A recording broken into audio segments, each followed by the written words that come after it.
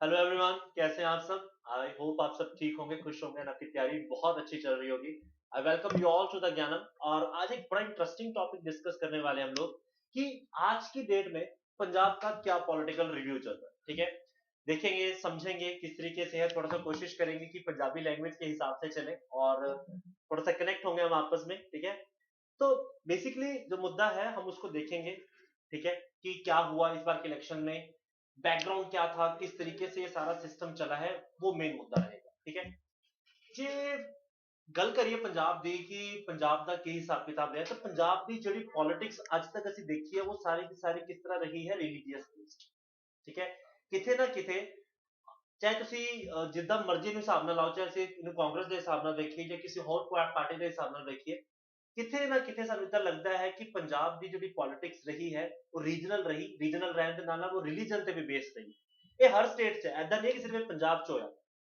ਇਹਦਾ ਜੀ ਅਗਰ ਅਸੀਂ ਇਹਦਾ ਇਤਿਹਾਸ ਵੇਖਦੇ ਹਾਂ ਤਾਂ ਸਾਨੂੰ ਦੇਖਣੇ ਨੂੰ ਪਤਾ ਲੱਗਦਾ ਹੈ ਕਿ ਪੰਜਾਬ ਛੱਡ ਕੇ ਜੇ ਅਸੀਂ ਯੂਪੀ ਨੂੰ ਵੇਖੀਏ, ਚਾਹੇ ਅਸੀਂ ਵੈਸਟ ਬੰਗਾਲ ਨੂੰ ਵੇਖਦੇ ਹਾਂ, ਚਾਹੇ ਅਸੀਂ ਬਿਹਾਰ ਨੂੰ ਵੇਖਦੇ ਹਾਂ, ਸਾਊਥ 'ਚ ਤਮਿਲਨਾਡੂ ਨੂੰ ਵੇਖਦੇ ਹਾਂ, ਸਾਰੀ ਜਗ੍ਹਾ ਤੇ ਇੱਕ ਚੀਜ਼ ਸਾਨੂੰ ਕਾਮਨ ਦਿਖਦੀ ਹੈ ਕਿ ਕਿਤੇ ਨਾ ਕਿਤੇ ਕਦੀ ਨਾ ਕਦੀ ਥੋੜਾ ਬਹੁਤ ਰਿਲੀਜਨ ਔਰ ਰੀਜਨਲ बैलेंस आपस च आ जाता है।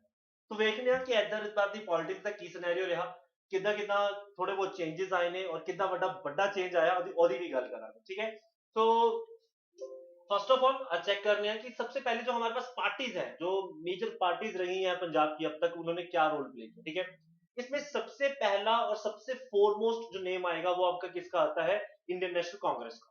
ठीक है, कि कांग्रेस ने किदा इन्ने साल तक पंजाब की पॉलिटिक्स में रोल प्ले किया। ठीक है, थोड़ा हिस्ट्री चेक करने, हिस्ट्री तो बाद देखने कि किदा किदा चलूगा सिस्टम। सबसे पहले जो ਅਸੀਂ देखना है, ਜਿਹੜੀ ਇੰਡੀਅਨ ਨੈਸ਼ਨਲ ਕਾਂਗਰਸ ਹੈ, इसको जिस तरह नॉर्मली ਅਸੀਂ ਕੀ ਕਹਿੰਦੇ ਕਾਂਗਰਸ ਕਹਿ ਦਿੰਦੇ ਹਾਂ। ਠੀਕ ਹੈ, ਕਿ ਕਾਮਨ ਲੈਂਗੁਏਜ ਅਸੀਂ ਕਹਿੰਦੇ ਕਾਂਗਰਸ ਪਾਰਟੀ ਹੈ ਜਾਂ ਕਾਂਗਰਸ ਹੈਗੀ ਹੈ। ਠੀਕ ਹੈ, ਇੰਡੀਅਨ ਨੈਸ਼ਨਲ ਕਾਂਗਰਸ ਅਸੀਂ ਬੜਾ ਘੱਟ ਯੂਜ਼ ਕਰਦੇ ਹਾਂ ਵਰਡ। 1885 ਵਿੱਚ ਇੱਕ ਰਿਟਾਇਰਡ ਸਿਵਲ ਸਰਵੈਂਟ ਸੀ ਓ ਹਿਊ। ਠੀਕ ਹੈ, एक रिटायर्ड सिविल सर्वेंट होए एओ ह्यू, उन्होंने की किया, जो इंडिया विच जगह जगह ते थोड़े छोटे छोटे पार्टियां लैटरिक पार्टियां बनी हुई सी, जिस तरह मद्रास एसोसिएशन सी, बंगाल एसोसिएशन सी, अच्छा बॉम्बे एसोसिएशन, गुजरात एसोसिएशन, काफी सारी छोटी छोटी जो लैटराइट पार्टीज हैं उनको इकट्ठा किया, उनके लीडर्स को इकट्ठा किया। उन लीडर्स को इकट्ठा करके उन्होंने एक ऐसी पार्टी का निर्माण कर दिया जिससे आपके पास क्या बन गई, इंडियन नेशनल कांग्रेस। ठीक है, तो बनया कितना, ਅਸੀਂ ਸਾਰੀ ਪਾਰਟੀ ਨੇ ਇਕੱਠੇ ਕੀਤਾ, ਜਿਹੜੇ ਸਾਨੂੰ ਇੱਧਰ ਉੱਧਰ ਮਿਲਦੀਆਂ ਉਹਨਾਂ ਨੂੰ ਇਕੱਠਾ ਕਰਕੇ ਅਸੀਂ ਕੀ ਬਣਾਤਾ, ਕਾਂਗਰਸ ਤਿਆਰ ਕਰਦੀ। 1885 ਦੇ ਵਿੱਚ ਇੰਡੀਆ ਦੀ ਸਭ ਤੋਂ 올ਡੈਸਟ ਪੋਲਿਟੀਕਲ ਪਾਰਟੀ ਹੈ ਕਲਾਸਿਕ। ਠੀਕ ਹੈ, ਕਿ ਅੱਜ ਸਾਡੇ ਕੋਲ ਪੁੱਛੇ ਕਿ ਇੰਡੀਆ ਦੇ ਵਿੱਚ ਸਭ ਤੋਂ ਵੱਡੀ ਪਾਰਟੀ ਔਰ ਸਭ ਤੋਂ ਪੁਰਾਣੀ ਪਾਰਟੀ ਕਿਹੜੀ ਰਹੀ ਹੈ, ਤੇ ਇੰਡੀਅਨ ਨੈਸ਼ਨਲ ਕਾਂਗਰਸ। ਜੇ ਕਲਾਸ ਉਹ ਇੰਨੀ ਵੱਡੀ ਪੁਰਾਣੀ ਪਾਰਟੀ ਰਹੀ ਹੈ ਤਾਂ ਐਦਾਂ ਤਾਂ ਨਹੀਂ ਹੋ ਸਕਦਾ ਕਿ ਪੰਜਾਬ ਉਹ ਤੋਂ ਅਛੂਤਾ ਰਹੇ, ਪੰਜਾਬ ਨੂੰ ਵੀ ਉਹਨੇ ਟੱਚ ਕਰਨਾ ਹੀ ਸੀ। ਠੀਕ ਹੈ, ਉਹਦੀ ਵੀ ਗੱਲ ਕਰਾਂਗੇ ਕਿਸ ਤਰ੍ਹਾਂ ਹੋਇਆ ਸਿਸਟਮ ਸਾਰਾ। पंजाब का जो सिस्टम है उन्होंने की कहा जाएगा, पंजाब प्रदेश कांग्रेस कमेटी। ठीक है, जो लोकलाइड है, if I have to ask कि पंजाब कांग्रेस का पंजाब ਦੇ ਵਿੱਚ ਕੀ ਹਿਸਾਬ ਕਿਤਾਬ ਰਹਿੰਦਾ, ਤਾਂ ਅਸੀਂ ਉਹਨੂੰ ਕੀ ਕਹਿੰਦੇ ਆ, पंजाब प्रदेश कांग्रेस कमेटी। ठीक है, आपने ਜਿਹੜੇ ਇਹਨੂੰ पंजाब प्रोविंशियल कमेटी ਕਿਹਾ ਜਾਂਦਾ ਸੀ ਪਹਿਲਾਂ, ਅੱਜ ਤੋਂ ਪਹਿਲਾਂ। ठीक है, मतलब आजादी ਤੋਂ ਪਹਿਲਾਂ ਤਾਂ ਕੀ ਨਾਮ ਦਿਆ ਗਿਆ ਸੀ, पंजाब प्रोविंशियल कांग्रेस कमेटी। ठीक है, ਹੁਣੇ ਕੁਝ ਸਮੇਂ ਤੱਕ ਮਾਰਚ 16 2022 ਤੱਕ ਇਲੈਕਸ਼ਨ ਆਉਣ ਦੇ 6 ਦਿਨ ਤੱਕ ਤੁਹਾਡੇ ਨਵਜੋਤ ਸਿੰਘ ਸਿੱਧੂ ਇਹਦੇ ਹੈਡ ਰਹੇ ਨੇ। ਠੀਕ ਹੈ, ਹਲੀ ਇਹ ਸੀਟ ਵੇਕੈਂਟ ਹੈ। ਹੋਇਆ ਕਿ ਕਾਂਗਰਸ ਨੇ ਦੇਖਿਆ ਕਿ ਸਾਰੀ ਜਗ੍ਹਾ ਜਿਹੜੇ ਇਲੈਕਸ਼ਨ ਹੋਏ ਨੇ, ਸਾਰੀ ਜਿਹੜੀ ਸਟੇਟ 'ਚ ਸੀ, ਚਾਹੇ ਤੁਹਾਡੇ ਯੂਪੀ ਹੋਏ, ਚਾਹੇ ਤੁਹਾਡਾ ਮਣੀਪੁਰ, ਗੋਆ, ਉੱਤਰਾਖੰਡ, ये हर जगह फेल हो गए। They fail to make a government in any state in the last 5-6 year. I will say बहुत रेयर स्टेट्स है जहां पर आपकी कांग्रेस की अपने बहुमत पर सरकार बन जाती है। ठीक है, सेम पंजाब च होंदा है। ठीक है, कि पंजाब के जस्ट इलेक्शन तो पहला ही कांग्रेस के दो फाड़ होंगे, ਉਹਦੀ ਗੱਲ ਕਰਾਂਗੇ ਅੱਗੇ ਚੱਲ ਕੇ, ਜਿਹਦੀ ਵਜ੍ਹਾ ਤੋਂ ਥੋੜਾ ਜਿਹਾ ਵੋਟ ਜੋ ਪੋਲਰਾਈਜੇਸ਼ਨ ਹੈ ਉਹ ਹੋਈ। ਉਹਦੇ ਨਾਲ ਤੁਹਾਡੇ ਜਿਹੜੇ जीत ਦਾ ਜਾਂ ਹਾਰ ਦਾ ਸਿਹਰਾ ਜਿਹਦੇ ਸਿਰ ਤੇ ਬੰਨਿਆ ਜਾਂਦਾ ਹੈ, जीत ਦਾ भी बनूगा तो हार ਦਾ भी बनूगा। जीत ਦਾ ਭਗਵੰਤ ਮਾਨ ਦੇ ਸਿਰ ਤੇ ਗਿਆ ਤੇ ਹਾਰ ਦਾ ਕਾਂਗਰਸ ਨੇ ਕਿਹਦੇ ਸਿਰ ਤੇ ਪਾਇਆ, ਨਵਜੋਤ ਸਿੰਘ ਸਿੱਧੂ। ਇਹਨਾਂ ਤੋਂ ਅਸਤੀਫਾ ਲਿੱਤਾ ਗਿਆ, ਹੁਣੇ ਹਾਲੀ ਇਹ ਸੀਟ ਵੇਕੈਂਟ ਚੱਲ ਰਹੀ ਹੈ। ਠੀਕ ਹੈ, ਅੱਗੇ ਵੇਖਦੇ ਹਾਂ ਕੀ ਸਿਸਟਮ ਰਿਹਾ ओवर द ईयर्स। जो ਤੁਹਾਡੀ ਕਾਂਗਰਸ ਹੈ ਇਹਨੇ ਟੋਟਲ 12 ਚੀਫ ਮਿਨਿਸਟਰ ਦਿੱਤੇ हैं क्लास। ये बड़ी इंटरेस्टिंग ਗੱਲ है। तो मैं ਤੁਹਾਨੂੰ ਉਹੀ ਗੱਲ ਕਹਿ ਰਿਹਾ ਸੀ ਕਿ ਕਾਂਗਰਸ ਜੋ ਇੰਨੀ ਵੱਡੀ ਪਾਰਟੀ ਰਹੀ ਹੋ, ਚਾਹੇ ਉਹ ਸੈਂਟਰ ਤੇ ਹੋ, ਤਾਂ ਉਹ ਸਟੇਟ ਨੂੰ ਅਛੂਤਾ ਨਹੀਂ ਕਰ ਸਕਦੀ, ਉਹ ਟੱਚ ਕਰੇਗੀ ਕਿਸੇ ਨਾ ਕਿਸੇ ਤਰੀਕੇ ਨਾਲ, ਉਹਦਾ ਤੁਹਾਡੇ ਨਾਲ ਮੇਲ ਮਿਲਾਪ ਹੋਏਗਾ। 12 ਮੁੱਖ ਮੰਤਰੀ ਇੰਨੇ 70-75 ਸਾਲਾਂ ਵਿੱਚ ਤੁਹਾਨੂੰ ਕਾਂਗਰਸ ਨੇ ਦਿੱਤੇ ਨੇ, ਜਿਹਦੇ ਵਿੱਚ ਲਾਸਟ ਮੁੱਖ ਮੰਤਰੀ ਵੀ ਸਾਡਾ ਕੌਣ ਰਿਹਾ ਹੈ, ਕਾਂਗਰਸ ਤੋਂ ਹੀ ਰਿਹਾ ਹੈ, that is mister Charanjit Singh Channi ਜੀ। ਠੀਕ ਹੈ ਜੀ, ਚਮਕੌਰ ਸਾਹਿਬ ਤੋਂ ਵਿਧਾਇਕ ਸੀ, ਮੁੱਖ ਮੰਤਰੀ ਚੁਣੇ ਗਏ। ਠੀਕ है, इनके बारे में गल करूंगा, कुछ पॉइंट इनके बारे में काफी स्पेशल ने।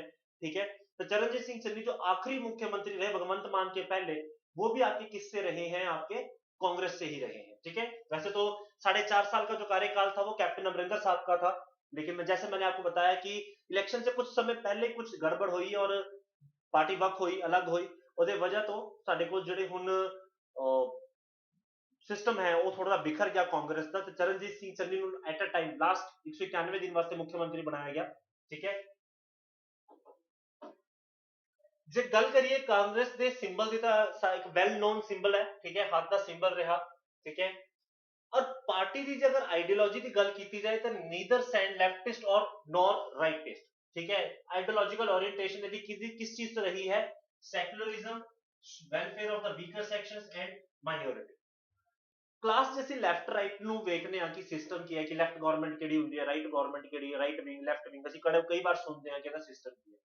ਅਗਰ ਇਹਨੂੰ ਆਸਾਨ ਸ਼ਬਦਾਂ 'ਚ ਸਮਝੀਏ ਤਾਂ ਇਹ ਸਮਝ ਲਓ ਕਿ ਰਾਈਟ ਵਾਲੇ ਉਹ ਨੇ ਜਿਹੜੇ ਆਪਣੇ ਪੁਰਾਣੇ ਇਤਿਹਾਸ ਦਾ ਮਾਣ ਰੱਖਦੇ ਨੇ, ਉਹਨਾਂ ਨੂੰ ਲੱਗਦਾ ਕਿ ਇਤਿਹਾਸ ਵਿੱਚ ਕੁਝ ਗੱਲਾਂ ਐਸੀਆਂ ਸੀ ਜਿਹੜੀ ਅੱਜ ਵੀ ਹੋਣੀ ਚਾਹੀਦੀਆਂ ਨੇ, ਅਸੀਂ ਕੁਝ ਅੱਗੇ ਵੱਧਦੇ ਉਹਨਾਂ ਨੂੰ ਪਿੱਛੇ ਛੱਡ ਆਏ ਹਾਂ, ਅਸੀਂ ਉਹਨਾਂ ਨੂੰ ਕਰਨਾ। ਜਿਸ ਤਰ੍ਹਾਂ ਕਈ ਵਾਰ ਸਾਨੂੰ ਦੇਖਣ ਨੂੰ ਮਿਲਦਾ ਕਿ ਸ਼ਹਿਰਾਂ ਦੇ ਨਾਮ ਬਦਲ ਦਿੱਤੇ ਜਾਂਦੇ ਨੇ। ਠੀਕ ਹੈ, ਜਿਸ ਤਰ੍ਹਾਂ ਇਲਾਹਾਬਾਦ ਪ੍ਰਯਾਗਰਾਜ ਤੋਂ ਇਤਿਹਾਸ ਤੋਂ ਲਿੱਤਾ, ਉਹਨੂੰ ਲੱਗਿਆ ਕਿ ਅਸੀਂ ਪਿੱਛੇ ਗਲਤੀ ਕੀਤੀ, ਹੁਣ ਅਸੀਂ ਗਲਤੀ ਦੁਹਰਾਣੀ ਨਹੀਂ ਹੈ, ਅਸੀਂ ਉਹਨੂੰ ਸੁਧਾਰ ਕਰਨਾ। ਲੈਫਟ ਪਾਰਟੀ ਜਿਹਦੀ ਗੱਲ ਕੀਤੀ ਜਾਏ ਤੇ ਇਹ ਉਹ ਪਾਰਟੀਆਂ ਨੇ ਜਿਹਨੂੰ ਲੱਗਦਾ ਕਿ ਅੱਜ ਦੇ ਹਿਸਾਬ ਨਾਲ ਕੀ ਰਿਫਾਰਮਸ ਲੈ ਕੇ ਆਏ ਜਾ ਸਕਦੇ ਨੇ, ਜਿਹਦੇ ਨਾਲ ਅਸੀਂ ਕੁਝ ਐਦਾਂ ਦੇ ਮੁੱਦਿਆਂ ਤੇ ਕੰਮ ਕਰ ਸਕੀਏ ਜਿਹਦੇ ਨਾਲ ਦੇਸ਼ ਦੀ ਵੀ ਤਰੱਕੀ ਹੋਏ ਔਰ ਸਾਰੇ ਵਰਗ ਦੇ ਜਿਹੜੇ ਸਮਾਜ ਦਾ ਵਰਗ ਨੇ ਉਹਨਾਂ ਨੂੰ ਇਕੱਠਾ ਲੈ ਕੇ ਚੱਲਿਆ ਜਾਏ। ਜਿਸ ਤਰ੍ਹਾਂ ਸਰਦਾਰ ਭਗਤ ਸਿੰਘ ਜੀ ਨੇ ਕਿਹਾ ਸੀ ਕਿ ਕਿਸੇ ਵੀ ਮੁਲਕ ਦਾ ਜਿਹੜਾ ਆਧਾਰ ਹੁੰਦਾ ਨਾ, ਉਹਦੇ ਕਿਸਾਨ ਤੇ ਉਹਦੇ ਮਜ਼ਦੂਰ ਹੁੰਦੇ ਨੇ। ਠੀਕ ਹੈ, ਇਹੀ ਥਿਊਰੀ ਨੂੰ ਅਸੀਂ ਕਮਿਊਨਿਜ਼ਮ ਦੇ ਤੌਰ ਤੇ ਦੇਖਦੇ ਹਾਂ। ਠੀਕ ਹੈ, ਕਾਰਲ ਮੈਕਸ ਦੀ ਥਿਊਰੀ ਵੀ ਇਹੀ ਸੀ, ਰਸ਼ੀਆ ਦੀ ਬੁਨਿਆਦ ਇਹਦੇ ਤੇ ਪਈ, ਚਾਈਨਾ ਨੇ ਵੀ 1960 ਤੋਂ बाद ਇਹਦੀ चीज ਨੂੰ फॉलो किया। तो कहीं ना कहीं लेफ्टिस्ट भी इस तरीके चले जाते हैं, वामवादी, जैसे हमारे यहाँ पे वेस्ट बंगाल और केरला में इसका बड़ा प्रभाव देखने को मिलता है, लेकिन अभी इतना हमारे यहाँ नहीं है। ठीक है, तो जो कांग्रेस है वो उसके बीच का बैलेंस बना के चलती है। ठीक है, राइट और लेफ्ट के बीच का जो बैलेंस है वो बना के चलती है। तो कितने ना कितने मुद्दा की है सैकुलरिज्म। ठीक है, किसी धर्म का पक्षपात नहीं करना, welfare of the weaker section, ਜਿਹੜੇ ਪਿਛੜੇ ਵਰਗ ਦੇ ਲੋਕ ਨੇ, ਗਰੀਬ ਨੇ, ਪਿਛੜੇ ਵਰਗ ਦੇ ਲੋਕ ਨੇ, ਉਹਨਾਂ ਦਾ ਅਸੀਂ ਧਿਆਨ ਰੱਖੀਏ, ਉਹਨਾਂ ਦਾ ਉਧਾਰ ਕਿਸ ਤਰ੍ਹਾਂ ਹੋਵੇ, ਸਰਵੋਦਯ ਜਿਹਨੂੰ ਅਸੀਂ ਕਹਿ ਦਿੰਦੇ ਹਾਂ। ਠੀਕ ਹੈ, ਮਾਈਨੋਰਿਟੀ ਦੇ ਲੋਕ, ਅਲਪਸੰਖਿਅਕ ਜਿਨ੍ਹਾਂ ਦੀ ਗਿਣਤੀ ਪੂਰੀ ਪੋਪੂਲੇਸ਼ਨ ਦੇ ਕੰਪੈਰੀਟਿਵਲੀ ਨੈਗਲੈਕਟਡ ਨੇ, ਉਹਨਾਂ ਦੇ ਉੱਤੇ ਕੰਮ ਕਰਨਾ। ਠੀਕ ਹੈ, ਜੇ ਗੱਲ ਕਰੀਏ ਇਸ ਬਾਰ ਦੇ ਹੁਣ ਐਟ ਪ੍ਰੈਜ਼ੈਂਟ ਜੋ ਕਾਂਗਰਸ ਕਮੇਟੀ ਦੇ ਪ੍ਰੈਜ਼ੀਡੈਂਟ ਨੇ ਐਟ ਆਲ ਇੰਡੀਆ ਲੈਵਲ, ਉਹ ਕੌਣ ਨੇ? ਸ਼੍ਰੀਮਤੀ ਸੋਨੀਆ ਗਾਂਧੀ ਜੀ, ਰਾਜੀਵ ਗਾਂਧੀ ਦੀ ਵਾਈਫ ਨੇ। ਠੀਕ ਹੈ, ਫਾਰਮਰ ਪ੍ਰਾਈਮ ਮਿਨਿਸਟਰ ਰਹੇ ਨੇ ਇੰਡੀਆ ਦੇ। ਪਿਛਲੀ ਵਾਰ ਜਿੱਥੇ ਕਾਂਗਰਸ ਦੀ ਸਰਕਾਰ ਸੀ 2017 ਵਿੱਚ, 10 ਸਾਲ ਦਾ ਅਕਾਲੀਆਂ ਦਾ ਰੂਲ ਤੋੜ ਕੇ ਕਾਂਗਰਸ ਸਰਕਾਰ ਆਂਦੀ ਹੈ, ਉਹਦਾ 2022 ਵਿੱਚ ਸੀਓ ਹੋ ਜਾਂਦਾ, ਉਹਨੂੰ ਸਿਰਫ 18 ਸੀਟਾਂ ਮਿਲਦੀਆਂ ਨੇ। ਠੀਕ ਹੈ, ਸੈਂਟਰ ਦੀ ਵੀ ਗੱਲ ਕਰੀਏ ਤਾਂ ਲੋਕ ਸਭਾ ਦੀ ਸਿਰਫ 53 ਸੀਟਾਂ ਨੇ। ਤਾਂ ਸਾਨੂੰ ਇੱਕ ਕੁਝ ਪਤਾ ਲੱਗ ਰਿਹਾ ਹੈ ਕਿ ਕਲਾਸ ਜਿਹੜੀ ਪਾਰਟੀ 70-75 ਸਾਲਾਂ ਦੇ ਇਤਿਹਾਸ ਦੇ ਵਿੱਚ, ਠੀਕ ਹੈ, ਤਕਰੀਬਨ 50-55 ਸਾਲ ਰਾਜ ਕਰਕੇ ਗਈ ਹੈ, ਉਹ ਕਿਤੇ ਨਾ ਕਿਤੇ ਹਲੀ ਡੁੱਬਦੀ ਤਾਂ ਨਹੀਂ ਮੈਂ ਕਹਿ ਸਕਦਾ, ਬਟ ਤਿੱਤਰ ਬਿੱਤਰ ਹੁੰਦੀ ਵੀ ਦਿਖਾਈ ਦਿੰਦੀ ਪਈ ਹੈ, ਉਹਦਾ ਕੋਈ ਬੇਸ ਨਹੀਂ ਬਣਦਾ ਪਿਆ। ਠੀਕ ਹੈ, ਉਹ ਜਿਹੜਾ ਵੋਟ ਬੈਂਕ ਅਟਰੈਕਸ਼ਨ ਸੀ ਉਹਦਾ, ਉਹ ਕਿਤੇ ਲੈਕ ਕਰ ਰਿਹਾ ਹਲੀ, ਜਿਹਦੀ ਵਜ੍ਹਾ ਤੋਂ ਕਾਂਗਰਸ ਉਹ ਹੋਲਡ ਨਹੀਂ ਲੈ ਪਾ ਰਹੀ। ਠੀਕ ਹੈ, ਉਹ ਹੋਲਡ ਕਿਉਂ ਨਹੀਂ ਲੈ ਪਾ ਰਹੀ, ਉਹਦੇ ਉੱਤੇ ਵੀ ਗੱਲ ਕਰਾਂਗੇ, ਤੁਹਾਨੂੰ ਉਹਦਾ ਵੀ ਰੀਜ਼ਨ ਦੱਸਾਂਗੇ। ਠੀਕ ਹੈ, ਆਈ ਹੋਪ ਤੁਹਾਨੂੰ ਇੱਥੇ ਤੱਕ ਤੇ ਗੱਲ ਕਲੀਅਰ ਹੋਈ ਹੋਣੀ ਕਿ ਕੀ ਚੱਲਦਾ ਪਿਆ ਸੀ, ਕਿੱਦਾਂ ਪਾਰਟੀ ਦਾ ਵਜੂਦ ਰਿਹਾ। ਠੀਕ ਹੈ, ਦੂਜੀ ਸਭ ਤੋਂ ਵੱਡੀ party that is Bharatiya Janata party, commonly known as BJP. ठीक है, जो भारतीय जनता पार्टी है ये 1991 में बनी है, आजादी के बाद बनी है। ठीक है, ऐसा नहीं है कि इसका कोई आजादी के अंदर कंट्रीब्यूशन रहा हो। ठीक है, इनका कोई कंट्रीब्यूशन नहीं है, आरएसएस के थ्रू थोड़ा बहुत रहा होगा, बट जे ਅਸੀਂ ਗੱਲ ਕਰੀਏ ਕਿ बीजेपी आजादी तो पहला ਸੀ ਤਾਂ ਨਹੀਂ ਸੀ। 1951 ਵਿੱਚ श्यामा प्रसाद मुखर्जी ने ਇਹਦੀ ਨੀਂਹ ਰੱਖੀ ਸੀ। ਠੀਕ ਹੈ, ਔਰ 77 ਵਿੱਚ ਜਦ ਐਮਰਜੈਂਸੀ ਲੱਗੀ ਤਾਂ ਜਨ ਸੰਘ ਨੇ ਮਰਜ ਕੀਤਾ ਕਾਫੀ ਸਾਰੀ ਪਾਰਟੀ ਨੂੰ, जनता पार्टी ਦਾ ਨਿਰਮਾਣ ਹੋਇਆ, इलेक्शन हुए, जीत भी गए। ठीक है, लेकिन 1780 तक आके सरकार गिर गई थी। ठीक है, बेसिकली जैसे आइडियोलॉजी की गल करिए, जो ऑर्गेनाइजेशन से लिंक करिए तो किथे ना किथे राष्ट्रीय स्वयं सेवक संघ आरएसएस, तुसीं सुना होना नाम, काफी फेमस है, तो नागपुर का हेड ऑफिस है। तो ਅਸੀਂ ਕਹਿ ਸਕਦੇ ਹਾਂ ਕਿ ਇਹਦੇ ਜਿਹੜੇ ਰੂਟਸ ਨੇ, ਠੀਕ ਹੈ, ਇਹਦੀ ਕਿਤੇ ਨਾ ਕਿਤੇ ਆਈਡੀਓਲੋਜੀ ਕਿਹਦੇ ਨਾਲ ਮੈਚ ਕਰਦੀ ਹੈ, ਰਾਸ਼ਟਰ ਸਵयं संघ ਨਾਲ, ठीक है। जो अब बीजेपी जो वजूद में ही नहीं है, वो कैसे एक मैजिक क्रिएट करती है उसको देखते हैं, ठीक है। और ये भी देखेंगे कि ये जो मैजिक है ये पंजाब से काम नहीं करा, ऐसा की होया कि why this doesn't work in the Punjab, जिथे सारे हिंदुस्तान विच किते ना किते बीजेपी अपना होल्ड रख के बैठी है, ਇਹ ਪੰਜਾਬ ਚ ਕਿਉਂ ਫੇਲ ਹੋਈ, ਉਹਦੀ ਵੀ ਗੱਲ ਕਰਾਂਗੇ, ਠੀਕ ਹੈ। ਬੇਸਿਕਲੀ 2014 ਤੱਕ ਹੋਇਆ ਕਿ ਗੁਜਰਾਤ ਮਾਡਲ ਦੀ ਗੱਲ ਹੋਣ ਲੱਗ ਗਈ।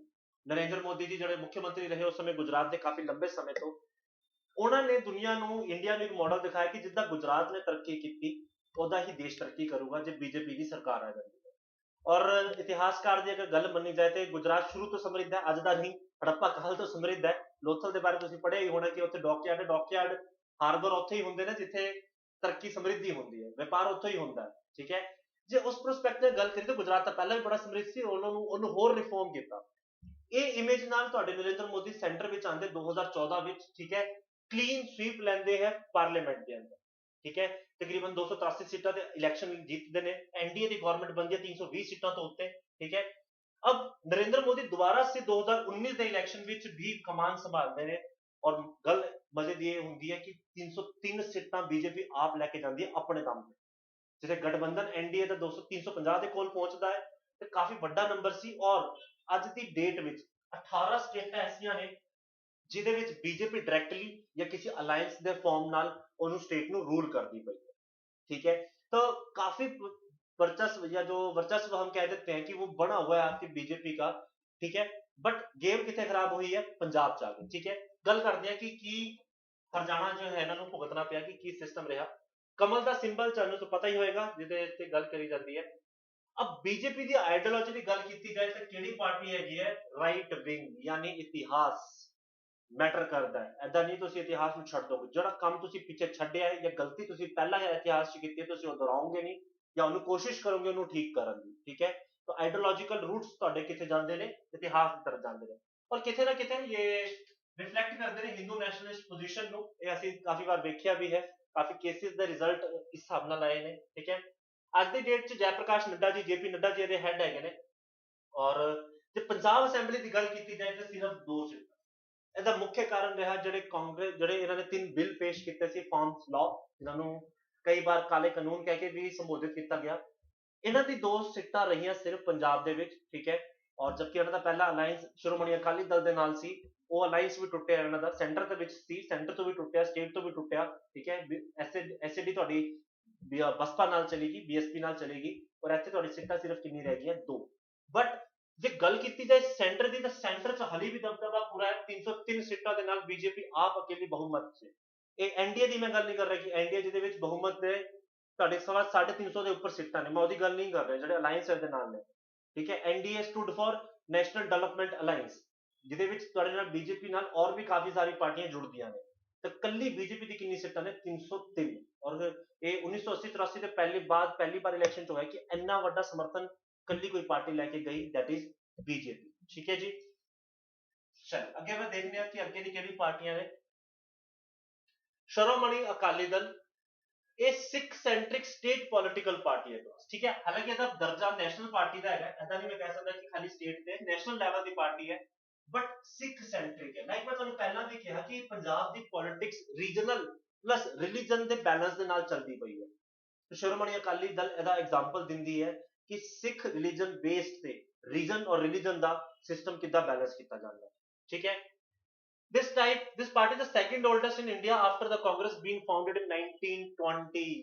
ਹਿੰਦੁਸਤਾਨ ਦੀ ਦੂਜੀ ਸਭ ਤੋਂ ਪੁਰਾਣੀ ਪਾਰਟੀ ਜਿਹੜੀ ਹੁਣ ਤੱਕ ਕੰਮ ਕਰਦੀ ਆ ਰਹੀ ਹੈ, that is your Shiromani Akali Dal, 1920 ਚ ਬਣੀ ਸੀ, ਠੀਕ ਹੈ। ਇਹਨਾਂ ਦੀ ਜਿਹੜੀ ਆਈਡੀਓਲੋਜੀ ਸੀ, ਜਿਹੜੀ ਫਿਲਾਸਫੀ ਸੀ, ਬੇਸਿਕਲੀ ਕੀ ਸੀ ਕਿ ਪੋਲਿਟੀਕਲ ਵਾਇਸ ਦੇਣੀ ਹੈ ਕਿਹਨੂੰ, ਸਿੱਖ ਇਸ਼ੂ, ਠੀਕ ਹੈ। ਇਹਨਾਂ ਦਾ ਮੰਨਣਾ ਵੀ ਇਹ ਸੀ ਕਿ ਰਿਲੀਜਨ ਔਰ politics go hand in hand, ठीक है। ऐसा नहीं है कि अगर जैसे देखिए कि रिलीजन पकड़ लिया तो पॉलिटिक्स छड़ती, पॉलिटिक्स पढ़ने तो रिलीजन छड़ता नहीं। ਇਹਨਾਂ ਦਾ ਮੰਨਣਾ ਹੈ ਕਿ ਇੱਕੋ ਸਿੱਕੇ ਦੇ 2 ਪਹਿਲੂ ਨੇ, ਦੋਨੋਂ ਸਾਥ ਲੈ ਕੇ ਨਾਲ ਚੱਲਣਗੇ ਤਦੀ ਗੱਲ ਬਣੂਗੀ, ਅਦਰਵਾਈਜ਼ ਨਹੀਂ ਬਣਦਾ। ਤਾਂ ਮੁੱਦਾ ਕੀ ਸੀ ਕਿ ਸਿੱਖ ਇਸ਼ੂਜ਼ ਨੂੰ ਉਠਾ ਕੇ ਰੱਖਣਾ, ਉਹਨੂੰ ਬਣਾ ਕੇ ਰੱਖਣਾ, ਐਦਾਂ ਨਾ ਹੋਏ ਕਿ ਜਿਹੜੀ ਕਮਿਊਨਿਟੀ ਹੈ ਉਹ ਸਫਰ ਕਰਦੀ ਰਹੇ, ਮੈਜੋਰਿਟੀ ਮਾਈਨੋਰਿਟੀ ਦੇ ਵਿੱਚ ਜਿਹੜਾ ਗੈਪ ਆ ਜਾਂਦਾ ਹੈ, ਗਲਫ ਆ ਜਾਂਦਾ ਹੈ, ਉਹਨੂੰ ਬੈਲੈਂਸ ਬਣਾ ਕੇ ਚੱਲਣਾ ਕਿ ਸਿੱਖਾਂ ਦੀ ਆਵਾਜ਼ ਨੂੰ ਦਬਾਇਆ ਨਾ ਜਾ ਸਕੇ।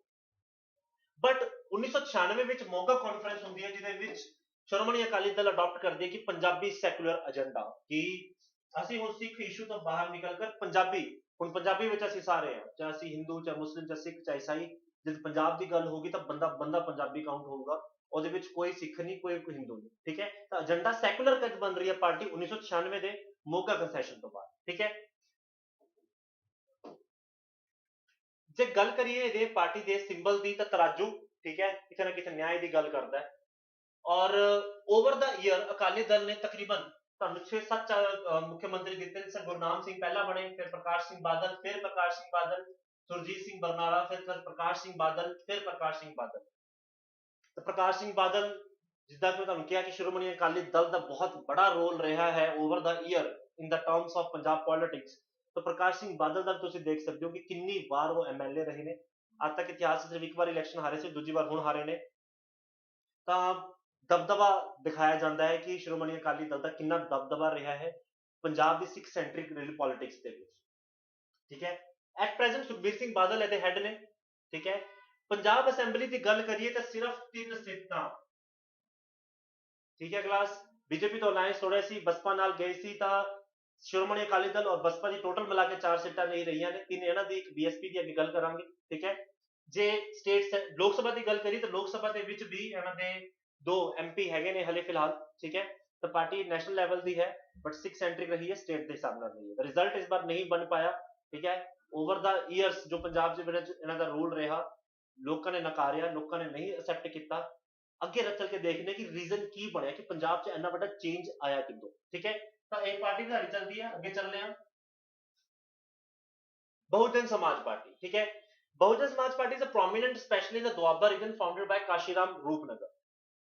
ਕਲਾਸ ਮਜ਼ੇ ਦੀ ਗੱਲ ਇਹ ਹੈਗੀ ਹੈ ਕਿ ਜਿੱਥੇ ਪੰਜਾਬ ਦੀ 1/3 ਜਿਹੜੀ ਪੋਪੂਲੇਸ਼ਨ ਹੈ, ਠੀਕ ਹੈ, ਉਹ ਦਲਿਤ ਹੈਗੀ, but still over the years ਇੰਨੇ ਸਾਲਾਂ ਵਿੱਚ ਕਦੀ ਵੀ ਪੰਜਾਬ ਨੂੰ ਕੋਈ ਮੁੱਖ ਮੰਤਰੀ ਦਲਿਤ ਕਾਸਟ ਦਾ ਨਹੀਂ ਮਿਲਿਆ ਸੀ। ਇਹ ਪਹਿਲੀ ਵਾਰ ਹੋਇਆ ਚਰਨਜੀਤ ਸਿੰਘ ਚੰਨੀ ਜੀ ਦੇ ਨਾਲ, ਠੀਕ ਹੈ। ਮੈਂ ਤੁਹਾਨੂੰ ਕਹਿ ਰਿਹਾ ਸੀ ਉਹਨਾਂ ਬਾਰੇ ਕੋਈ ਸਪੈਸ਼ਲ ਗੱਲ ਤੁਹਾਨੂੰ ਦੱਸਣੀ ਹੈ, ਉਹ ਇਹੀ ਸੀ ਕਿ ਪਹਿਲਾ ਦਲਿਤ ਮੁੱਖ ਮੰਤਰੀ ਪੰਜਾਬ ਦਾ ਕੌਣ ਬੰਦਾ, Charanjit Singh Channi. despite having the 31% of the Dalit population over the Punjab, 100 ਵਿੱਚ 31 ਦਲਿਤ ਨੇ, ਉਹਦੇ ਬਾਵਜੂਦ ਤੁਹਾਨੂੰ ਪਹਿਲਾ ਮੁੱਖ ਮੰਤਰੀ ਕਦ ਮਿਲ ਰਿਹਾ ਹੈ 2021 ਵਿੱਚ, ਉਹ ਵੀ ਟੈਂਪਰੇਰੀ ਹੈ, ਕੁਝ ਟਾਈਮ ਵਾਸਤੇ ਬਣੇ, 191 ਦਿਨ ਦਾ ਟਾਈਮ ਸੀ, ਠੀਕ ਹੈ। ਲੇਕਿਨ ਜਿਹੜੇ ਦਲਿਤਾਂ ਦੇ ਵਾਸਤੇ ਕੰਮ ਕਰਨਾ ਸ਼ੁਰੂ ਕੀਤਾ ਉਹ ਕੌਣ ਸੀ, ਕਾਸ਼ੀਰਾਮ ਜੀ ਸੀ ਰੂਪਨਗਰ ਦੇ, ਜਿਨ੍ਹਾਂ ਨੇ ਬੀਐਸਪੀ ਦਾ ਬੇਸ ਬਣਾਇਆ, ਠੀਕ ਹੈ। 1992 ਵਿੱਚ ਸਟੇਟ ਵਿੱਚ ਇਲੈਕਸ਼ਨ 'ਚ ਡੈਬਿਊ ਕੀਤਾ ਸੀ, 9 ਸੀਟਾਂ ਵੀ ਜਿੱਤੀਆਂ ਵਿਧਾਨ ਸਭਾ ਦੇ ਇਲੈਕਸ਼ਨ ਵਿੱਚ, ਔਰ ਪ੍ਰਿੰਸੀਪਲ ਆਪੋਜੀਸ਼ਨ ਰਹੇ ਉਸ ਟਾਈਮ ਤੇ, ਠੀਕ ਹੈ। बीएसपी का वैसे गढ़ यूपी तो चलता है क्लास, और बीएसपी का सिंबल ਤੁਹਾਨੂੰ ਦੇਖਣ ਨੂੰ ਮਿਲੇਗਾ ਹਾਥੀ ਦਾ। ਜੇ ਅਸੀਂ ਬਹੁਜਨ ਸਮਾਜ ਦੀ ਆਈਡੀਓਲੋਜੀ ਦੀ ਗੱਲ ਕਰੀਏ ਤਾਂ ਇਹਦਾ ਬੇਸਿਕ ਮੋਟਿਵ ਕੀ ਹੈ, social transformation and economic emancipation of the Bahujan Samaj. ये इनका मानना है कि जो समाज के पिछड़े वर्ग के लोग रहे हैं, ठीक है, जिन्होंने आज तक न्याय नहीं मिला किसी भी तौर पे, आर्थिक तौर पे, समाजिक तौर पे, राजनीतिक तौर पे, उन्होंने बारे गल करना। SC ST OBC बहुजन का मतलब है जो बहुत बड़े लेवल पर इकट्ठे हैं इस देश की पॉपुलेशन पे। अगर मुझे SC ST OBC की पॉपुलेशन को इस देश में देखना हो तो क्लास ये नंबर आपका 60% से ऊपर चला जाता है पूरे देश की जनसंख्या के हिसाब से, ठीक है। बड़ा नंबर है, छोटा नंबर नहीं है। इसलिए बहुजन समाज पार्टी का भी मुद्दा ये रहा कि इन लोगों के बारे में बात नहीं होती है। अभी भी कुछ लोग बड़े लोगों पर वो कर रहे हैं। तो बहन मायावती जी इसकी प्रधान है आज की डेट में। लेजिस्लेटिव असेंबली एक ही सीट आई है, नवा शहर से इलेक्शन जीते हैं इनके जो कैंडिडेट थे। और जो गल करिए लोक सभा की तो हली फिलहाल 10 सीटां लोक सभा च तुहाडे बहुजन समाज पार्टी दी भी हैगियां, ठीक है। चल अगे गल करने पंजाब लॉ कांग्रेस, ठीक है। मैं तुहानू लैक्चर दे स्टार्टिंग विच कहा कि कांग्रेस दे विच कुछ प्रॉब्लम हुंदी है। कांग्रेस वख हुंदी है, 2 हिस्से हुंदे ने, 2 खेमे बनते हैं। एक खेमा बनता है तुहाडे कैप्टन अमरिंदर सिंह जी का, दूजा बनता है तुहाडे नवजोत सिंह सिद्धू जी का, ठीक है। बेसिकली कांग्रेस और एक वो वर्ग जो कांग्रेस तो अलग हो रहा अपने पॉलिटिकल एजेंडा या अपनी पॉलिटिकल आइडियोलॉजी में लैके, ठीक है। कैप्टन अमरिंदर अलग होंगे ने, एक पॉलिटिकल पार्टी तैयार करते जिन्होंने नाम क्या देंगे ने पंजाब लोक कांग्रेस, ठीक है। इलेक्शन लड़ती है पार्टी, ठीक है। प्रेसिडेंट कैप्टन अमरिंदर रहे, लेकिन जो लैजिस्लेटिव असेंबली का रिजल्ट रहा वो रहा 0। और हैरान करने वाली गल ये कि कैप्टन अमरिंदर अपनी भी सीट नहीं बचा सके। पटियाला अर्बन तो ये हार गए ने, ठीक है। आप आदमी पार्टी के जड़े ਪਰਸਨ ਰਹੇ ਉਹਨਾਂ ਨੂੰ ਹਰਾਇਆ ਹੈ, ਠੀਕ ਹੈ। ਤਾਂ ਪਾਰਟੀ ਦਾ ਡੈਬਿਊ ਹੋਇਆ 0 ਨਾਲ ਡਕ ਤੇ ਆਊਟ ਹੋਏ ਨੇ, ਠੀਕ ਹੈ। ਔਰ ਜੇ ਸਿੰਬਲ ਦੀ ਗੱਲ ਕਰੀਏ ਤਾਂ ਹਾਕੀ ਔਰ ਬੋਲ ਦਾ ਸਿੰਬਲ ਇਹਨਾਂ ਨੇ ਚੂਜ਼ ਕੀਤਾ ਸੀ ਇਲੈਕਸ਼ਨ ਤੋਂ ਕਮਿਸ਼ਨ ਤੋਂ, ਠੀਕ ਹੈ। ਤਾਂ ਹਾਲੇ ਤੱਕ ਪਾਰਟੀ ਦਾ ਵਜੂਦ ਅਲੀ ਬਣਿਆ, ਦੇਖਦੇ ਅੱਗੇ ਵਾਲੇ ਸਟੈਪ 'ਚ ਕੀ ਹੁੰਦਾ। ਪੰਜਾਬ ਬਲਾਕ ਕਾਂਗਰਸ, ਫਿਰ ਇੱਕ ਪਾਰਟੀ ਬਣਦੀ ਹੈ ਕਲਾਸ ਸੰਯੁਕਤ ਸਮਾਜ ਮੋਰਚਾ। 2020 ਦੇ ਵਿੱਚ ਅਸੀਂ ਦੇਖਿਆ ਕਿ ਪੂਰੀ ਦੁਨੀਆ ਨੇ ਦੇਖਿਆ ਕਿ ਤਿੰਨ ਜਿਹੜੇ ਕਾਨੂੰਨ ਫਾਰਮ ਬਿੱਲ ਜਿਹੜੇ ਪਾਸ ਕੀਤੇ ਸੈਂਟਰ ਗਵਰਨਮੈਂਟ ਨੇ, ਉਹਦੇ ਖਿਲਾਫ ਵਿਦਰੋਹ ਹੁੰਦਾ, ਤਕਰੀਬਨ ਡੇਢ ਸਾਲ ਤੱਕ ਉਹ ਵਿਦਰੋਹ ਚੱਲਦਾ ਹੈ। ਇਸ ਵਿਦਰੋਹ ਵਿੱਚ ਪੰਜਾਬ ਦੀ ਤਕਰੀਬਨ 40 ਕਿਸਾਨ ਯੂਨੀਅਨ ਐਸੀ ਹੁੰਦੀ ਹੈ ਜਿਹੜੀ ਇਕੱਠੀ ਹੋ ਕੇ ਬਣਾਉਂਦੀ ਹੈ ਸੰਯੁਕਤ ਕਿਸਾਨ ਮੋਰਚਾ। 2022 ਵਿੱਚ ਐਲਾਨ ਕਰਦੇ ਨੇ ਕਿ ਸੰਯੁਕਤ ਕਿਸਾਨ ਮੋਰਚਾ ਹੁਣ ਸੰਯੁਕਤ ਸਮਾਜ ਮੋਰਚਾ ਬਣਾਏਗੀ ਤੇ ਇਲੈਕਸ਼ਨ ਲੜੇਗੀ, ਠੀਕ ਹੈ। ਮੁੱਦਾ ਇਹ ਹੈਗਾ ਕਿ ਚਾਹੇ ਬੀਜੇਪੀ ਹੋ, ਚਾਹੇ ਕਾਂਗਰਸ ਹੋ, ਚਾਹੇ ਕਿਹੜੀ ਵੀ ਪਾਰਟੀ ਹੋ, ਰਹਿੰਦੀ ਪੋਲੀਟੀਕਲ ਹੀ ਹੈ, ਉਹ ਕਿਸਾਨਾਂ ਬਾਰੇ ਜਾਂ ਮਜ਼ਦੂਰਾਂ ਬਾਰੇ ਨਹੀਂ ਸੋਚਦੀ। ਇੱਕ ਇਹੋ ਜਿਹੀ ਆਈਡੀਓਲੋਜੀ ਦੇ ਨਾਲ ਚੱਲਦੇ ਹੋਏ ਤਾਂ ਕਿ ਆਪਣੇ ਲੋਕਾਂ ਦਾ ਕਲਿਆਣ ਕਰ ਸਕੀਏ, ਆਪਣੇ ਨਾਲ ਦੇ ਜਿਹੜੇ ਬੰਦੇ ਜਿਹੜੇ ਕੰਮ ਕਰਦੇ ਨੇ ਰਾਜ ਜਿਹੜੇ ਖੇਤੀ ਨਾਲ ਜੁੜੇ, ਕਿਉਂਕਿ ਪੰਜਾਬ ਹਰਿਆਣਾ ਦਾ ਜੇ ਬੇਸ ਵੇਖਿਆ ਜਾਏ ਤੇ ਕਿਸੇ ਨਾ ਕਿਤੇ ਖੇਤੀਬਾੜੀ ਨਾਲ ਜ਼ਿਆਦਾ ਜੁੜਦਾ ਹੈ, ਠੀਕ ਹੈ। ਇੰਡਸਟਰੀਅਲ ਸਟੇਟ ਨਹੀਂ ਹੈ ਨਹੀਂ ਪੰਜਾਬ ਜਿੰਨੀ ਕਿ ਅਸੀਂ ਖੇਤੀਬਾੜੀ ਤੋਂ ਉਹਨੂੰ ਵੇਖਦੇ ਹਾਂ। ਤਾਂ ਉਹੀ ਮੁੱਦੇ ਨੂੰ ਲੈ ਕੇ ਤੁਹਾਡੇ ਜੋ किसान संयुक्त मोर्चा है वो संयुक्त किसान मोर्चा की बनाती है संयुक्त किसान समाज मोर्चा। तो 20 ऐसी यूनियन है किसानों की जिससे मिलती है। बलबीर सिंह राजेवाल ने इसकी कमान संभाली थी और अनफॉर्चुनेटली इलेक्शन का रिजल्ट यह रहा कि इन्होंने भी कोई सीट नहीं आई। तो दो पार्टियां डेब्यू कर दी पंजाब च और दोनों का कोई नंबर नहीं पैदा। कोट यानी कि मंजा जो होंगे वो उन्होंने सिंबल रहा, ठीक है। हाली स्टार्टिंग हुई है, अगे वाले टाइम च देखते हैं कि की होंगे, ठीक है। गल करते हैं लास्ट विच ओदी पार्टी दी जिन्हें चक्या तैलका, जड़ा इहदा सिंबल वही काम इन्होंने किया झाड़ू फेरन का, ठीक है। स्वीप आउट करना पंजाब की पूरी पॉलिटिक्स दे विच बहुत वड्डी गल सी। आम आदमी पार्टी इस पार्टी का बनन का ना जड़ा कंसैप्ट है वो भी बड़ा इंटरेस्टिंग है। Class 2010-2009 they which anti corruption एक मूवमेंट शुरू होती है इंडिया च, ठीक है। 2011-12 दे विच अन्ना हजारे ओहदा बहुत बड़ा, आई होप तुहानूं सारिआं नूं इहदी अवेयरनेस होएगी। अन्ना हजारे जी ने कितना काम किया ਇਹਦੇ ਪਿੱਛੇ ਅਨਸ਼ਨ तक किया। ਉਹਨਾਂ ਦੇ ਨਾਲ ਇੱਕ ਵਿਅਕਤੀ ਜੁੜੇ ਰਹੇ ਜਿਹਦਾ ਨਾਮ ਸੀ अरविंद केजरीवाल, ठीक है। अरविंद केजरीवाल अन्ना हजारे आपके एंटी करप्शन मूवमेंट से जुड़े रहते हैं, ठीक है। मुद्दा यह होता है कि जहां अन्ना हजारे जी का मुद्दा सिर्फ इतना है कि संसद में लोकपाल बिल पास हो जाए, ट्रांसपेरेंसी आ जाए जनता और गवर्नमेंट के बीच में, वही केजरीवाल साहब अपना एक एजेंडा ये रखते हैं बीच में कि वो क्या चाहते हैं कि पॉलिटिक्स के थ्रू हम ये काम करें। ਇਹਨਾਂ ਦਾ ਮੰਨਣਾ ਸੀ ਕਿ ਜਦ ਤੱਕ ਸਿਸਟਮ ਦਾ ਹਿੱਸਾ ਨਹੀਂ ਬਣਦੇ ਨਾ ਤਦ ਤੱਕ ਸਿਸਟਮ ਨਹੀਂ ਸੁਧਾਰਿਆ ਜਾ ਸਕਦਾ। ਜਦਕਿ ਅੰਨਾ ਹਜ਼ਾਰੇ ਦਾ ਸਿੱਧਾ ਮੁੱਦਾ ਇਹ ਸੀ ਕਿ ਸਿਸਟਮ ਨੂੰ ਬਾਹਰ ਤੋਂ ਸਾਫ਼ ਕਰੋ, ਠੀਕ ਹੈ। ਉਹਨਾਂ ਦੀ ਕੋਈ ਇੱਛਾ ਨਹੀਂ ਸੀ ਕਿ ਮੈਂ ਕਦੀ ਮੁੱਖ ਮੰਤਰੀ ਪ੍ਰਧਾਨ ਮੰਤਰੀ ਬਣਾ। ਲੇਕਿਨ ਕੇਜਰੀਵਾਲ ਸਾਹਿਬ ਥੋੜੇ ਕਹਿ ਸਕਦੇ ਹਾਂ ਕਿ ਪੜ੍ਹੇ ਲਿਖੇ ਵਿਅਕਤੀ, IRS ਰਹੇ ਨੇ, IITN ਰਹੇ ਨੇ, ਤਾਂ ਇੱਕ ਵਿਜ਼ਨ ਜਿਹਨੂੰ ਅਸੀਂ ਕਹਿ ਦਿੰਦੇ ਕਿ ਵਿਜ਼ਨ ਉਹਨਾਂ ਦਾ ਇਹ ਸੀ ਕਿ ਬਾਹਰ ਤੋਂ ਲੈ ਕੇ ਸਿਸਟਮ ਕਲੀਨ ਨਹੀਂ ਹੋਏਗਾ, ਸਿਸਟਮ ਦੇ ਅੰਦਰ ਬਹਿ ਕੇ ਕੰਮ ਕਰਨਾ ਪੈਂਦਾ। 2012-13 ਦੇ ਵਿੱਚ ਪਾਰਟੀ ਦਾ ਨਿਰਮਾਣ ਹੁੰਦਾ ਹੈ, ਠੀਕ ਹੈ। अरविंद केजरीवाल आम आदमी पार्टी का निर्माण करते हैं। 2013 के दिल्ली लैजिस्लेटिव असैंबली का इलैक्शन भी लड़ते हैं, डेब्यू बड़ा जबरदस्त रहता है, 70 विचों 32 सीटां। मुसीबत यह होंगी है कि मेजोरिटी नहीं आती, मेजोरिटी वास्ते चाहिए सी 35 सीटां, ठीक है। उधर 30 सीटां आंदियां तुहाडी बीजेपी दियां, कांग्रेस नूं मिलदियां 8 सीटां। कांग्रेस समर्थन दिंदी आम आदमी पार्टी नूं। मजे की गल यह है कि केजरीवाल साहब कांग्रेस के विरुद्ध रहे। शीला दीक्षित की उन्होंने सरकार उखाड़ी, शीला दीक्षित के नाम जो उन्होंने आरटिया पा के शीला दीक्षित जी ਨੂੰ ਉਹਨਾਂ ਨੇ ਆਊਟ ਕੀਤਾ ਪੰਜਾਬ ਦਿੱਲੀ ਦੀ ਪੋਲਿਟਿਕਸ ਤੋਂ, ਔਰ ਉਹਦੀ ਕਾਂਗਰਸ ਦੇ ਨਾਲ ਉਹਨਾਂ ਨੇ ਸਮਰਥਨ ਲਿੱਤਾ ਤੇ ਸਰਕਾਰ ਬਣਾਈ। ਪਰ ਮੁਸੀਬਤ ਇਹ ਹੋਈ 6-7 ਮਹੀਨੇ ਬਾਅਦ ਜਦ ਦਿੱਲੀ ਅਸੈਂਬਲੀ ਚ ਲੋਕਪਾਲ ਬਿੱਲ ਪਾਸ ਕਰਾਉਣ ਨੂੰ ਮੁੱਦਾ ਅੜਿਆ ਤਾਂ ਕਾਂਗਰਸ ਵਾਕਆਊਟ ਕਰ ਗਈ। ਵਾਕਆਊਟ ਕਰਨ ਦੇ ਬਾਅਦ ਜੋ ਸਮਰਥਨ ਸੀ ਉਹ ਕੇਜਰੀਵਾਲ ਸਾਹਿਬ ਨੇ ਵਾਪਸ ਲਿੱਤਾ ਔਰ ਸਰਕਾਰ ਫੇਰ ਗਿਰ ਜਾਂਦੀ ਹੈ। ਬਟ ਜੇ ਅੱਗੇ ਚੱਲ ਕੇ ਅਸੀਂ ਇਤਿਹਾਸ ਦੇਖਦੇ ਹਾਂ, 2015 ਵਿੱਚ ਦੁਬਾਰਾ ਇਲੈਕਸ਼ਨ ਹੁੰਦੇ ਆ। ਝਾੜੂ ਫੇਰਨ ਦੀ ਸ਼ੁਰੂਆਤ 2015 ਤੋਂ ਹੈ। ਕਲਾਸ 67 सीटां, 70 ਵਿੱਚੋਂ 67 सीटां डायरैक्टली ਤੁਹਾਡੀ ਕੌਣ ਜਿੱਤਦੀ ਹੈ? ਆਮ ਆਦਮੀ ਪਾਰਟੀ। और 3 सीटां ਤੇ ਕੌਣ ਰਹਿ ਜਾਂਦੀ? ਤੁਹਾਡੀ ਬੀਜੇਪੀ। ਔਰ ਉਹਦੇ ਵਿੱਚ ਵੀ ਇੱਕ ਅੱਧੀ ਸੀਟ ਮੇਰੇ ਖਿਆਲ ਤੋਂ ਐਦਾਂ ਦੀ ਸੀ ਜਿਹਦੇ ਵਿੱਚ ਮਾਰਜਨਲ ਐਰਰ ਸੀ, ਠੀਕ ਹੈ। ਮਾਰਜਨ ਤੋਂ ਹੀ ਜਿੱਤੀ ਹੈ ਬੀਜੇਪੀ। ਐਨਾ ਨਹੀਂ ਹੈ ਕਿ ਬਹੁਤ ਵੱਡਾ डिफरेंस ਨਾਲ ਉਹਨਾਂ ਨੇ 3 सीटां जीती है, ज्यादा डिफरेंस नहीं सी, ठीक है। लेकिन ये बात जब हो रही है ना क्लास, तो किसकी हो रही है? स्टेट पॉलिटिक्स की, ठीक है। आज की क्लास का मुद्दा भी हम रीजनल पॉलिटिक्स को समझने में कर रहे हैं। यहां पर आपको पंजाब का भी बड़ा मजेदार जो सिस्टम है वो समझने को मिलेगा। मसला ये हो रहा है कि दिल्ली के अंदर जब 2015 के इलेक्शंस होते हैं तब तो आपकी आम आदमी पार्टी जीतती है। 2019 का जब लोकसभा का इलेक्शन होता है तो सारी की सारी सीटें हार जाती है आपकी आम आदमी पार्टी। क्लास ਇਹਦੇ ਚ ਗੱਲ ਪਤਾ ਲੱਗਦੀ ਹੈ ਕਿ ਵੋਟਰ ਵੀ ਨਾ ਦੋ ਤਰੀਕੇ ਨਾਲ ਸੋਚਦਾ ਹੈ ਕਿ ਸੈਂਟਰ ਦੇ ਹਿਸਾਬ ਨਾਲ ਕੀ VOTING ਰਹਿੰਦੀ ਹੈ ਔਰ ਸਟੇਟ ਦੇ ਹਿਸਾਬ ਨਾਲ ਕੀ VOTING, ਕਿ ਇੱਕ ਮੁੱਦਾ ਕਾਫੀ ਵੱਡਾ ਹੈ ਦੇਸ਼ ਦੇ ਹਿਸਾਬ ਨਾਲ, ਉੱਥੇ ਤੁਹਾਨੂੰ ਲੀਡਰ ਕਿਸੇ ਹੋਰ ਲੈਵਲ ਦਾ ਚਾਹੀਦਾ, ਠੀਕ ਹੈ। ਜੇ ਅਸੀਂ ਸਟੇਟ ਦੀ ਗੱਲ ਕਰੀਏ ਤਾਂ ਸਟੇਟ ਲੈਵਲ ਤੇ ਸਾਨੂੰ ਕੁਝ ਮੁੱਖ ਮੰਤਰੀ ਜਾਂ ਆਪਣਾ ਵਿਧਾਇਕ ਸਾਨੂੰ ਆਪਣੇ ਹਿਸਾਬ ਨਾਲ ਚਾਹੀਦਾ। ਜਦ ਅਸੀਂ ਇਸ ਚੀਜ਼ ਨੂੰ ਦੇਖਦੇ ਤਾਂ ਅਸੀਂ ਕਈ ਵਾਰ ਦੇਖਦੇ ਕਿ ਬੜੀ ਸਾਰੀ ਸਟੇਟਾਂ ਨੇ ਜਿਹਦੇ ਵਿੱਚ ਰੀਜਨਲ ਪੋਲਿਟਿਕਸ ਅੱਜ ਵੀ ਕਾਮਯਾਬ ਹੈ, ਠੀਕ ਹੈ। ਜੇ ਅਸੀਂ यूपी ਦੀ ਗੱਲ ਕਰੀਏ ਤਾਂ ਸਮਾਜਵਾਦੀ ਪਾਰਟੀ, ਬਹੁਜਨ ਸਮਾਜ ਪਾਰਟੀ ਪਹਿਲਾਂ ਇੱਦਾਂ ਰਹੀ। ਜੇ ਅਸੀਂ ਬਿਹਾਰ ਦੀ ਗੱਲ ਕਰੀਏ ਤਾਂ RJD, ਠੀਕ ਹੈ, ਰਾਸ਼ਟਰੀ ਜਨਤਾ ਦਲ ਜਾਂ JDU, ਠੀਕ ਹੈ, ਜਨਤਾ ਦਲ ਯੂਨਾਈਟਿਡ। ਜੇ ਅਸੀਂ ਗੱਲ ਕਰਦੇ ਹਾਂ ਤੁਹਾਡੇ ਤ੍ਰਿਣਮੂਲ ਕਾਂਗਰਸ ਦੀ ਤਾਂ ਵੈਸਟ ਬੰਗਾਲ, ਠੀਕ ਹੈ। ਤੇ ਕਾਫੀ ਜਗ੍ਹਾ ਤੇ ਤੁਹਾਡੀ ਸੈਂਟਰਿਕ ਜਿਹੜੀ ਰੀਜਨਲ ਸੈਂਟਰਿਕ ਪਾਰਟੀਆਂ ਹੈ ਉਹਨਾਂ ਦਾ ਹਲੇ ਵੀ ਦਬਦਬਾ ਹੈ। ਮੈਂ ਨਹੀਂ ਕਹਿ ਸਕਦਾ ਕਿ ਸਾਰੀ ਜਗ੍ਹਾ ਹੈ, ਕਿਉਂਕਿ ਤੁਹਾਨੂੰ ਦੱਸਿਆ ਕਿ 18 ਸੀਟਾਂ ਤੇ ਡਾਇਰੈਕਟ BJP ਹੈ, ਚਾਹੇ ਕੋalition ਦੇ ਵਿੱਚ ਹੋ ਚਾਹੇ ਡਾਇਰੈਕਟਲੀ ਹੋ, ਬਟ ਹੈਗੀ ਹੈ BJP। ਬਟ ਹਲੇ ਵੀ ਸਟੇਟ ਦੇ ਅੰਦਰ ਤੁਹਾਡੀ ਜੋ ਰੀਜਨਲ ਪੋਲਿਟਿਕਸ ਹੈ ਉਹ ਹਲੇ ਵੀ ਰੋਲ ਪਲੇ ਕਰ ਰਹੀ ਹੈ। ਬਟ ਸੈਂਟਰ ਤੇ ਜਦ VOTING ਕਰਨ ਦਾ ਟਾਈਮ ਆਉਂਦਾ ਹੈ ਤਾਂ ਕਿਤੇ ਨਾ ਕਿਤੇ ਚੇਂਜ ਤੁਹਾਨੂੰ ਵੇਖਣ ਨੂੰ ਮਿਲੇਗਾ, ਠੀਕ ਹੈ। ਤਾਂ 2020 ਦੇ ਵਿੱਚ ਜਦ ਇਲੈਕਸ਼ਨ ਹੋਇਆ ਫਿਰ 62 ਸੀਟਾਂ, ਫਿਰ ਉਹੀ ਗੱਲ ਮੇਰੀ ਵਾਲੀ ਹੋਗੀ ਕਿ ਸਟੇਟ ਔਰ ਸੈਂਟਰ ਦੀ ਪੋਲਿਟਿਕਸ ਦਾ ਤੁਹਾਨੂੰ ਕੀ ਦੇਖਣ ਨੂੰ ਮਿਲ ਰਿਹਾ, ਡਿਫਰੈਂਸ ਦੇਖਣ ਨੂੰ ਮਿਲ ਰਿਹਾ। ਇਹੀ ਚੀਜ਼ ਅਸੀਂ ਕਿੱਥੇ ਦੇਖੀ, ਪੰਜਾਬ ਦੇ ਵਿੱਚ। ਪੰਜਾਬ ਦੇ ਲੋਕ ਕਹਿੰਦੇ ਆ ਕਿ ਡੈਮੋਕ੍ਰੇਸੀ ਦਾ ਮਤਲਬ ਹੈ ਕਿ ਚੁਣਨਾ, ਠੀਕ ਹੈ। ਹਰ ਵਾਰ ਇਹ ਨਹੀਂ ਕਿ ਸਿਰਫ ਤੁਹਾਡੇ ਕੋਲ ਦੋ ਹੀ ਆਪਸ਼ਨ ਨੇ, ਹਰ ਵਾਰ ਤੁਸੀਂ BJP ਔਰ ਕਾਂਗਰਸ ਨੂੰ ਚੁਣਦੇ ਰਹਿੰਦੇ ਹੋ, ਜਾਂ ਤੀਸਰਾ ਤੁਹਾਡੇ ਕੋਲ ਪੰਜਾਬ ਚ ਆਪਸ਼ਨ ਰਿਹਾ ਜਿਹੜਾ ਕਾਫੀ ਸਮੇਂ ਤੱਕ ਸ਼੍ਰੋਮਣੀ ਅਕਾਲੀ ਦਲ BJP ਦੇ ਨਾਲ ਅਲਾਈਅੰਸ ਤੇ ਹੀ ਸੀ। ਬਟ ਉਹਨਾਂ ਨੇ ਸੋਚਿਆ ਕਿ ਯਾਰ ਇਹੋ ਜਿਹੇ ਕੀ ਕਮੀ ਰਹਿ ਗਈ ਹੈ ਜਿਹੜੀ ਦੂਜੀ ਪਾਰਟੀ ਨਹੀਂ ਕਰ ਸਕਦੀ, ਤਾਂ ਇਹਨਾਂ ਨੇ ਮੌਕਾ ਕਿਹਨੂੰ ਦਿੱਤਾ, ਆਮ ਆਦਮੀ ਪਾਰਟੀ ਨੂੰ, ਠੀਕ ਹੈ। ਭਗਵੰਤ ਮਾਨ ਨੂੰ ਇਹਦਾ ਬਹੁਤ ਸ਼੍ਰੇਅ ਜਾਂਦਾ ਹੈ।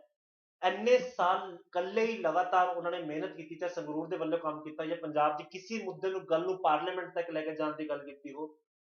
ਜਿਸ ਬੰਦੇ ਨੇ ਸਾਹ ਹੀ ਨਹੀਂ ਲਿੱਤਾ ਉਹਨੇ ਫਿਰ ਇੱਥੇ ਆ ਕੇ ਸਾਹ ਲੈਣਾ ਸੀ ਕਿ ਉਹਨੇ 92 ਸੀਟਾਂ ਤੁਹਾਨੂੰ ਜਿੱਤ ਕੇ ਦਿੱਤੀਆਂ, ठीक है। he became the मुख्यमंत्री, ठीक है, became the chief minister of the Punjab, ठीक है जी। तो रीजनल पॉलिटिक्स को भी कहीं ना कहीं इस बार दबाया गया है क्लास, ठीक है। अगर मैं आम आदमी पार्टी की बात करूं तो पंजाब के रूट्स नहीं थे, इसके रूट इसका दिल्ली से ही है।